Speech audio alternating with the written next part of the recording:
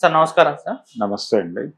Sir తమిళ star hero Vijay దళపతి గారికి కేంద్ర ప్రభుత్వం వైప్లస్ సెక్యూరిటీ కల్పిస్తూ నోటీసులు జారీ చేయడం చూసాం సార్. అంటే ఏదో ప్రమాదం పొంచి ఉంది ఆయనకు, అంటే రాజకీయాల్లోకి ఎంటర్ అయ్యారు, ఎలక్షన్స్ దగ్గరలో ఉన్నాయి కాబట్టి వీటన్నిటిని దృష్ట్యా ఈ సెక్యూరిటీ అయితే పెంచడం చూస్తున్నాం.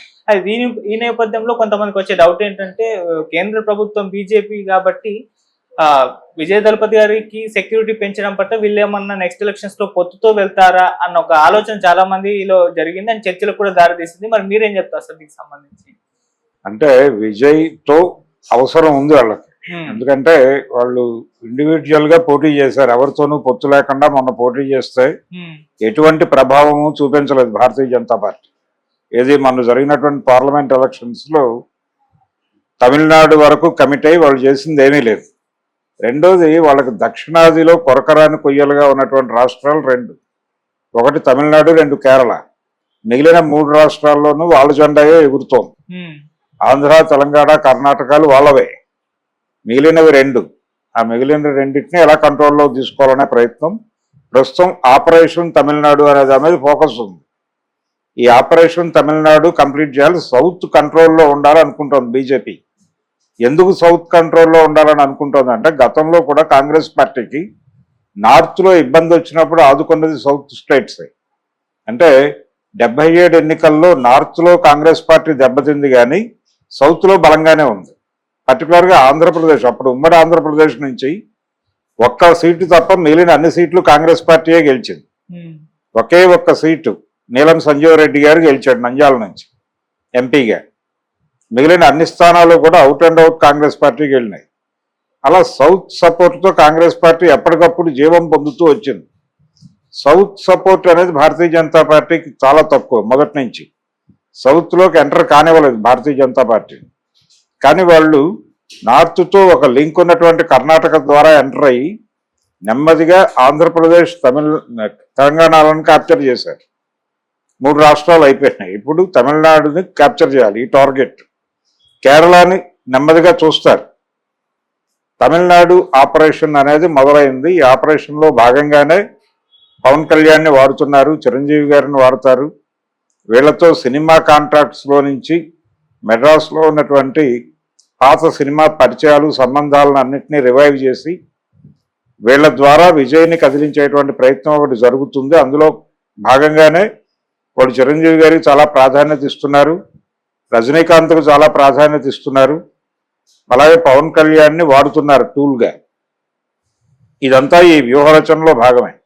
ఇప్పుడు ఆయన సనాతన ధర్మ పరిరక్షణ పేరుతో తమిళనాడు ఆలయ దర్శనము, అలాగే ఉదయనిధి స్టాలిన్ చేసినటువంటి వ్యాఖ్యల మీద కామెంట్లు, ఈ కార్యక్రమంలో భాగంగా అక్కడ ధర్మభ్రష్టత జరుగుతోంది అనే ఇంప్రెషన్ తీసుకెళ్ళటం వాళ్ళ ఉద్దేశం. అందుకు ఒక ఐక్య సంఘటన కట్టాలంటే మన పార్లమెంట్ ఎలక్షన్ వాళ్ళకు ఒక అనుభవాన్ని నేర్పినాయి. ఆ అనుభవం ఏమిటంటే మనం ఇక్కడ కూడా ప్రాంతీయ పార్టీలతో ఒక కూటమి కడితే తప్ప డిఎంకేని ఎదుర్కోవడం కష్టం అనేది వాళ్ళకి అర్థమైంది. స్టాలిన్ని కొట్టాలంటే అక్కడ లోకల్ కూటమి ఒకటి కావాలి, లోకల్గా ఒక టూల్ కావాలి వాళ్ళకి. ఇలాంటి టూల్ కోసం వెతుకుతున్నారు వాళ్ళు. వెతుకుతున్నటువంటి క్రమంలో విజయ్ కనిపించాడు.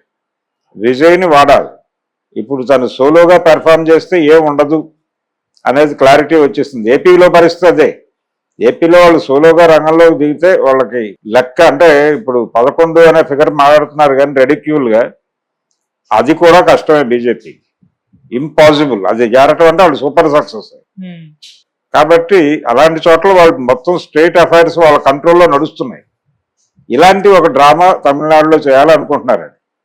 అందుకోసం ఏడీఎంకేలో ఉన్న ముక్కల్ని కదిలించారు. వాళ్ళ వలన ప్రయోజనం లేదు. ఇప్పుడు ఏడీఎంకే వాళ్ళు కూడా స్పందించారు దీని మీద. వాళ్ళు విజయ్కి గ్యాలం వేస్తున్నారు బీజేపీ వాళ్ళు. అందుకోసమే ఈ ప్రత్యేక భద్రతా కార్యక్రమాలు నిర్వహిస్తూ ఆర్డర్లు ఇచ్చారు అని. ఇది ఒక ఎపిసోడ్. ఇప్పుడు నెమ్మదిగా కమల్ హాసన్ని వాళ్ళు కంట్రోల్లో తీసుకునే ప్రయత్నం చేస్తున్నారు. ఎవరు? స్టాలిన్ కమల్ హాసన్ని కంట్రోల్లో తీసుకోవడం జరుగుతోంది. గత వారం 10 రోజులుగా అదొకటి నడుస్తోంది. ఈ నేపథ్యంలో విజయ్ని కంట్రోల్లో తీసుకోవడానికి వీళ్ళ ప్రయత్నం చేస్తున్నారు. రజనీకాంత్ ఆల్రెడీ వీళ్ళతో ఉన్నాడు. చిరంజీవికి అంతో ఇంతో ఇమేజ్ ఉంది అక్కడ. సో అతని ద్వారా ఒక గేము, పవన్ కళ్యాణ్ ద్వారా ఒక గేము, ఇంకా తన కంట్రోల్లో ఉన్నటువంటి సినిమా సైన్యాన్ని మోహరించి ఒక అంటే కమల్ హాసన్ సరిపోరు అక్కడ అదర్ సైడ్. అందుకని ఈ గొడవ ఎక్కువ చేయాలి అని అనుకుంటున్నారు. అందుకని విజయ్ని ఇప్పుడు తమ కంట్రోల్లో తీసుకోవటం, విజయ్తో పాటు ఇప్పుడు ఏడీఎంకే వాళ్ళు అనుకుంటున్నట్టుగా వాళ్ళని పక్కకు తోసేయరు, వాళ్ళని ఉనికిలో ఉంచుతారు, ఆ ముక్కల్ని కూడా. వాటితో విజయ్ పార్టీని కలిపి వీటన్నిటిని కలిపి ఒక కలనేతనేసి డిఎంకే వ్యతిరేక శక్తుల అన్నిటినీ ఒక చోటకు తీసుకొస్తారు. తీసుకొచ్చి డిఎంకే వ్యతిరేక ఫ్రంట్ కట్టి, ఇప్పుడు ఎలాగైతే ఏపీలో జగన్ వ్యతిరేక ఫ్రంట్ నడిచిందో, జగన్ వ్యతిరేక ఫ్రంట్లో బీజేపీ భాగస్వామి అయినప్పటికీ జగన్కి వ్యతిరేకంగా మాట్లాడలేదు, ఒక్క మాట కూడా ఎవరు మాట్లాడలేదు. ఇంక్లూడింగ్ అతి తక్కువ మాటలు మాట్లాడింది పురంధేశ్వరి గారు, అతి తక్కువ. అది కూడా చంద్రబాబు అరెస్ట్ సందర్భంగా ఆవిడ కొన్ని అడ్వైజర్స్ ఇచ్చింది ప్రభుత్వానికి ఆ రోజున.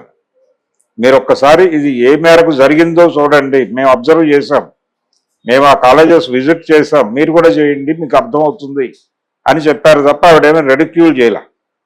అగ్రెసివ్ స్టేట్మెంట్లు ఏం లేవు, కానీ ఒక లైటర్ వెన్ విమర్శ మాత్రమే చేసింది బీజేపీ, అది కూడా మాట్లాడాలి.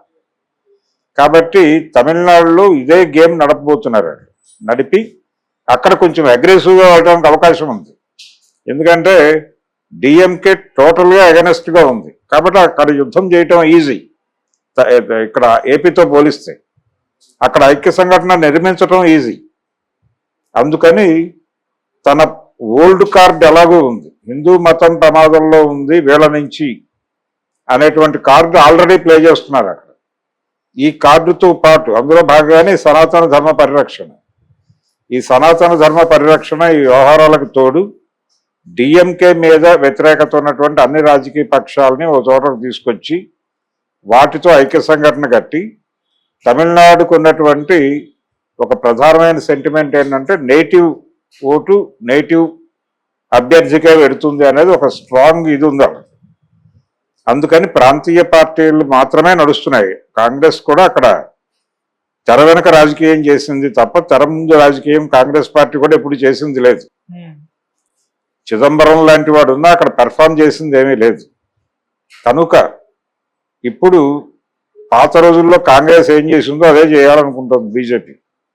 తన చెప్పు చేతల్లో నడిచేటువంటి వ్యక్తిని ముఖ్యమంత్రిగా పెట్టడం అనేటువంటి ప్రోగ్రాంలో భాగంగా విజయ్తో సయోధ్య, విజయ్తో కలిసి ఎన్నికల్లో వెళ్ళటం అనేది దాదాపుగా ఒక స్పెక్యులేషన్ ప్రకారం అది జరిగి తీరుతుంది అని అనిపిస్తోంది.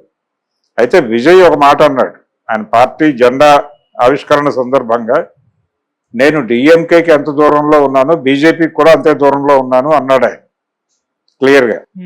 కేంద్ర ప్రభుత్వంలో అధికారంలో ఉన్నటువంటి పార్టీకి, అంటే ఆ కూటమికి నాయకత్వం వహిస్తున్నటువంటి పార్టీకి, అలాగే ఇక్కడ డిఎంకేకి ఇండియా కూటమికి కూడా సమాన దూరంలో నేను తమిళుల హక్కులు కాపాడటము, తమిళ స్ఫూర్తిని నిలబెట్టడము నా కార్యక్రమం అన్నాడు ఆయన.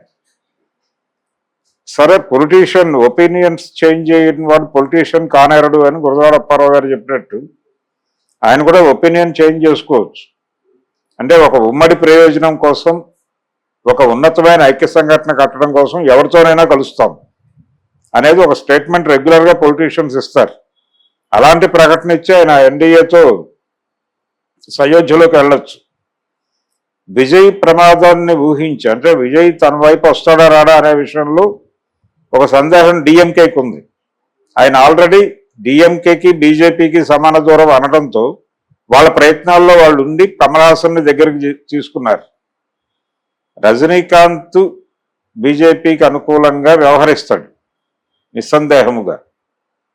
ఇలా చాలా మంది శక్తుల్ని మోహరించి తమిళనాడుని ఎట్టి పరిస్థితుల్లోనూ రాబోయే ఎన్నికల్లో తన కంట్రోల్లో తీసుకోవాలనుకుంటున్నటువంటి బీజేపీ వ్యూహంలో భాగమే ఇప్పుడు ఈ Y+ ఆయనకి విజయ్కి కేటాయించటం, భద్రత, సెక్యూరిటీ.